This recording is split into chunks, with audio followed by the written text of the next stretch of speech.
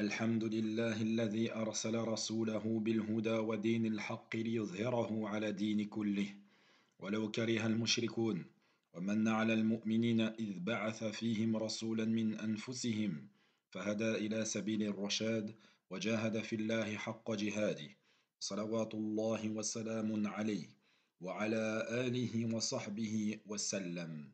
السلام عليكم ورحمة الله وبركاته. حياكم الله. أهلا وسهلا بكم يا أيها الأحبة. Bienvenue à vous dans cette 71e rencontre des leçons à tirer de la vie du meilleur des hommes.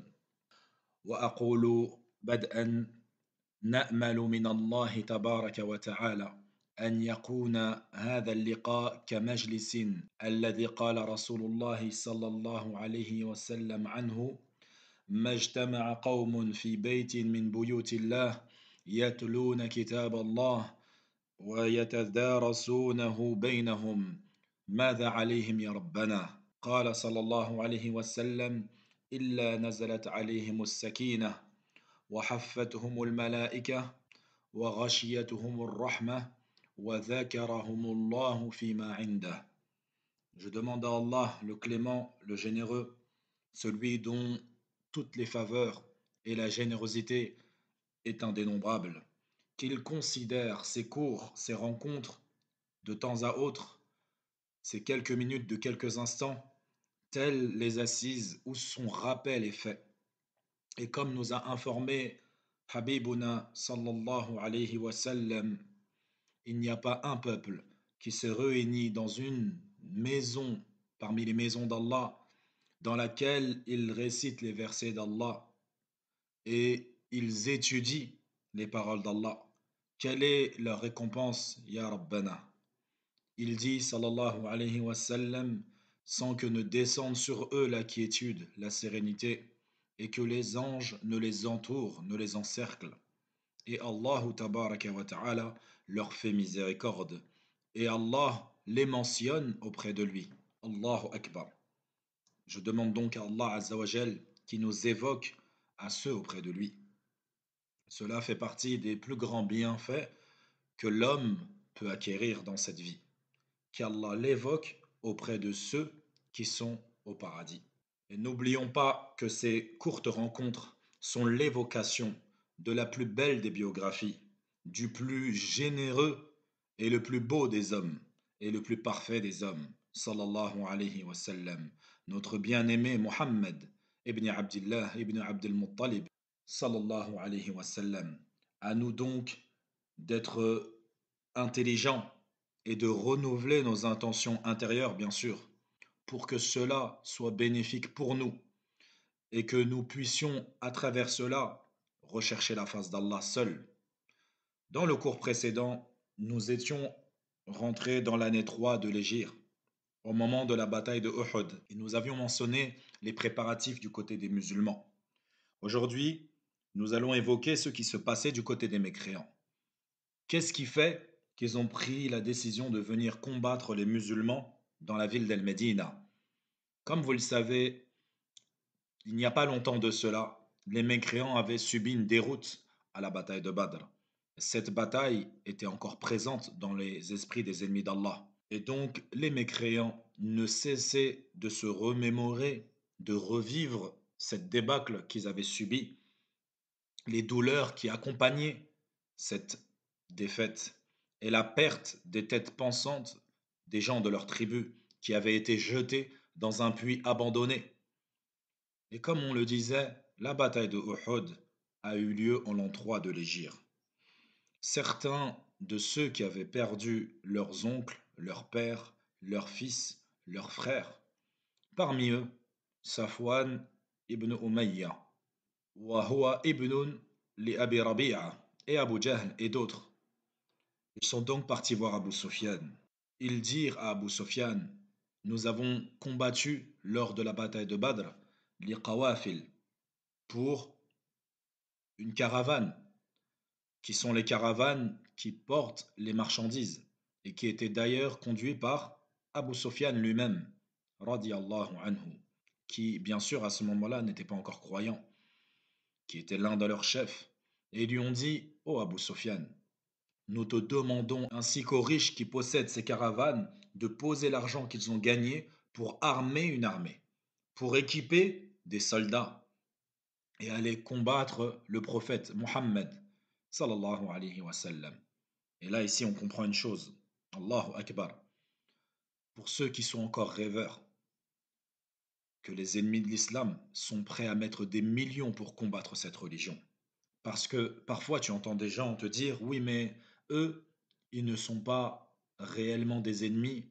Il y en a parmi eux qui ne font aucun mal aux musulmans. Wallahi, les mécréants mettent de l'argent, ils investissent, ils donnent à ceux qui peuvent aller combattre.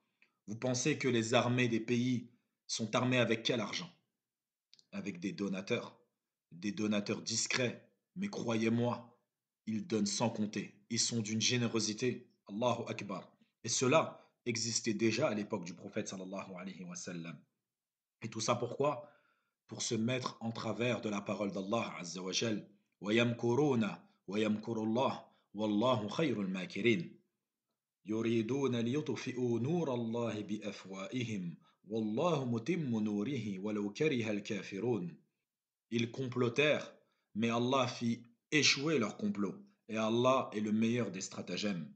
Il dit également, Allahu tabaraka wa ta'ala, ils veulent éteindre de leur bouche la lumière d'Allah, alors qu'Allah azza wa jal parachèvera sa lumière, en dépit de l'aversion des mécréants.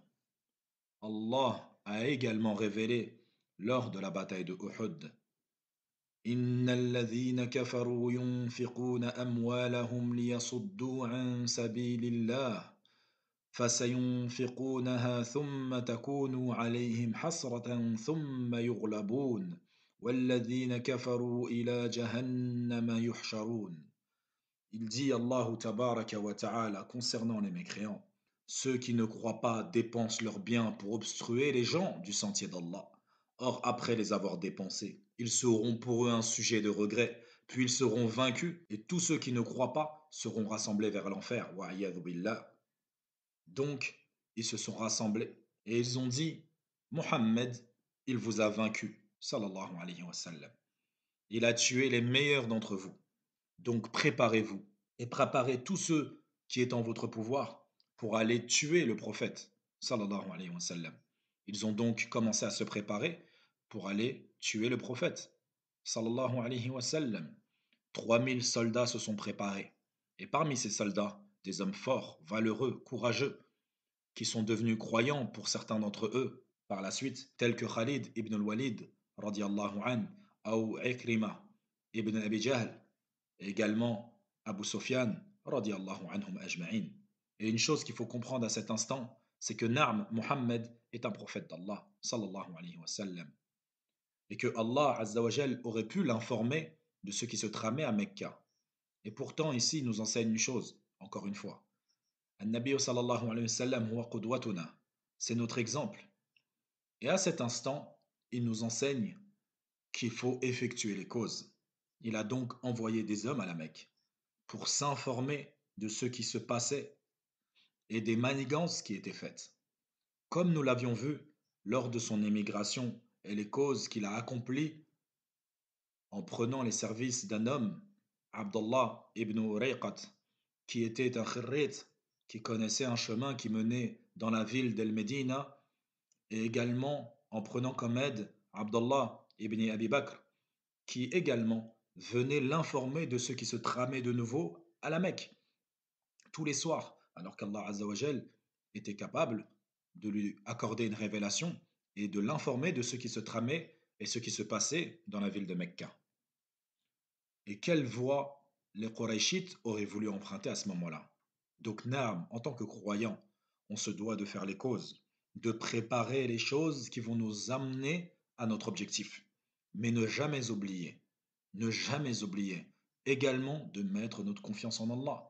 Comme nous dit Allah tabaraka wa ta'ala, Laysa laka min al-amri shay.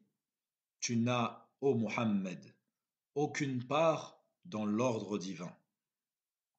Et plus la confiance du serviteur en Allah Azza wa Jal est ferme et grande et forte et immense, plus il fera les causes dans l'objectif qu'il veut atteindre.